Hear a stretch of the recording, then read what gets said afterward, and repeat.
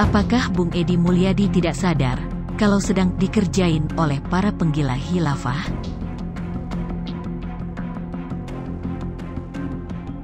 Saya tidak tahu pasti. Yang saya lihat, para penggila khilafah yang duduk sebarisan dengan Bung Edi senyum-senyum menyimak Bung Edi orasi syarat emosi.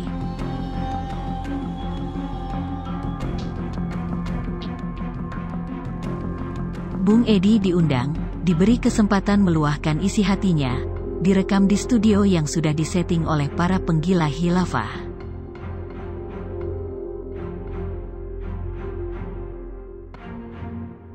Di akhir drama, Bung Edi terpeleset lidah.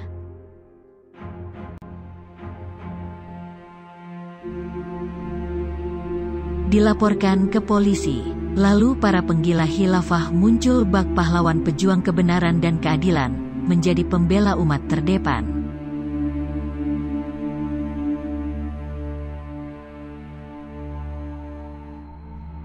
Seolah-olah mereka membela Bung Edi, padahal bukan. Para penggila khilafah sejatinya hanya mau menyerang musuh politik mereka, yakni pemerintah.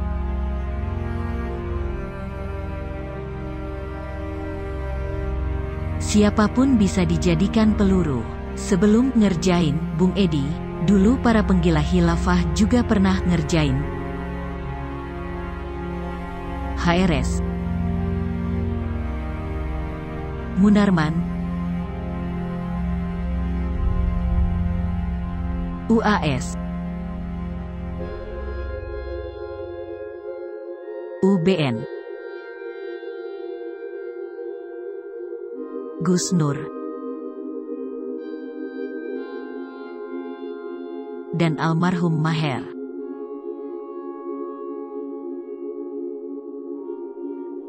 Ala kulihal, mengapa harus ribut soal pindah ibu kota negara?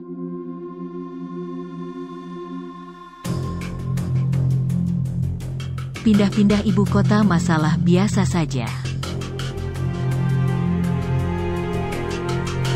Tidak ada yang istimewa. Dalam sejarah umat Islam, Khalifah Ali bin Abi Thalib, orang pertama yang memindahkan ibu kota negara, akibat krisis, konflik dan kerusuhan politik yang terjadi di Madinah. Dengan pertimbangan keamanan, stabilitas politik dan pemerintahan, serta ingin menjaga kesucian kota Madinah, Khalifah Ali memindahkan ibu kota negara dari Madinah ke Kufah.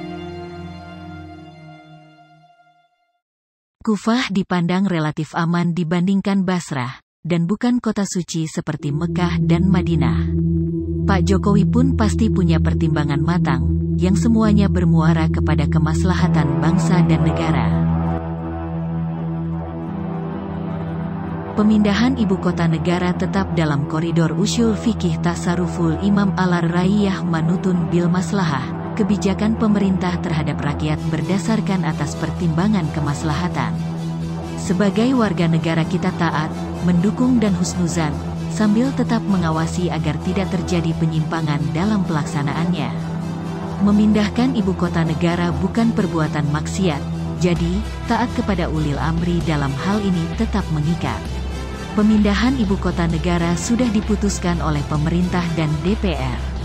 Keputusan ini seharusnya menghentikan polemik, berdasarkan kaidah amrul imam yarfaul khilaf, perintah pemimpin menghilangkan perbedaan pendapat. Secara aksiomatik, yang namanya keputusan adalah untuk dilaksanakan, bukan untuk didiskusikan. Terakhir, mari kita jaga kewarasan kita dalam menilai kebijakan pemerintah. Nilailah dengan pikiran jernih, hati yang bersih dan berdasarkan kerangka berpikir Islam yang paripurna. Menilai kebijakan pemerintah secara parsial, dengan penuh nafsu dan gerasa-gerusu, pasti menghasilkan kesimpulan yang setengah matang dan serba tanggung. Penilaian seperti ini hanya layak bagi mereka yang berotak mangkrak.